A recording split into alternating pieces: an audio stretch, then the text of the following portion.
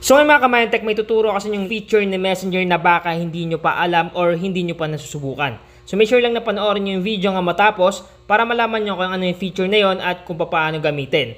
So una natin gagawin muna, kailangan muna natin i-update yung ating Messenger application in case man na hindi pa updated. Sa mga hindi pa naka-follow sa aking bagong Facebook page, paki-follow naman yung Facebook page ko na Mindtech. So ito yon, paki-follow naman ang aking Facebook page para lagi kayong updated sa mga bagong post and updates na ipopost natin sa YouTube at sa ating bagong Facebook page. So para ma-update, pumunta lang tayo sa Play Store. Click lang natin tong Play Store dito. Then pag nag-open yung Play Store, sunod natin gagawin is pumunta tayo sa may baba, sa may search bar. Click natin to at ilagay lang natin dito yung Messenger. So once na malagay nyo na yung Messenger, click nyo lang. Once na may makita kayo ditong update, i-click nyo lang yung update para in case man na may mga bagong features, may mga bagong settings, may mga bagong updates, automatic magkakaroon ng ating Messenger application sa ating device. Ngayon pag na-update mo na at okay na, click mo lang itong open. Click open. Automatic mareredirect tayo dito sa ating Messenger account. Ngayon ano nga ba yung sinasabi kong latest feature ni Messenger na baka hindi nyo pa alam or hindi nyo pa nasusubukan?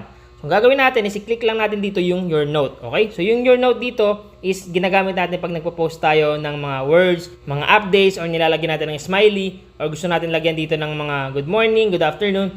Ngayon bukod doon, meron pa siyang bagong feature ngayon. So i-click lang natin itong Your Note. Click natin. So dito sa Your Note nakalagay dyan, Share a Thought. Ngayon dito, bukod dyan, meron na ditong parang music na logo. Okay? So itong music na logo dito, pag click mo, pwede ka na pala dito maglagay ng mga music once na naglagay ka ng notes sa inyong Messenger. So napakabangis na.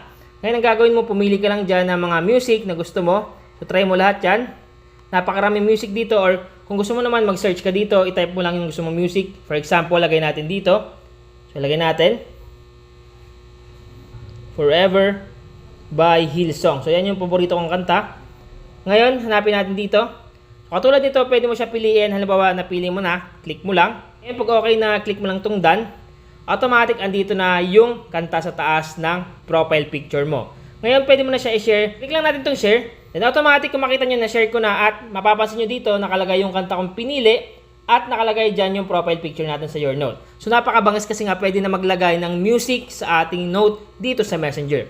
Ngayon, paano nga ba palitan or tanggalin? I-click mo lang ulit. So pag click mo lang tong delete note kung gusto mo na i-delete, or kung gusto mo naman magpalit ng bagong note, click mo lang tong leave a new note. Then try mo naman click itong music ulit at pumili ka ulit ng kanta na gusto mo. So sa ganung paraan, pwede mo siya tanggalin or pwede mo naman siya i-delete, depende sa inyo. So pag i-delete mo siya, walang problema, i-click mo lang dito yung delete. So click mo lang tong profile picture natin dito sa my Your Note, then click mo lang tong delete note. Pag click mo yung delete note, automatic wala na dito yung kanta na nilagay mo dito sa my Your Note. So kung na-update ka ng vlog ko ngayon, pakishare naman sa inyong mga kaibigan, tropa, kamag-anak, kapuso at kahit ano mo pa yan. I-share mo din sa kanila para malaman din nila. Once again naman, Tech PH, thank you and God bless all.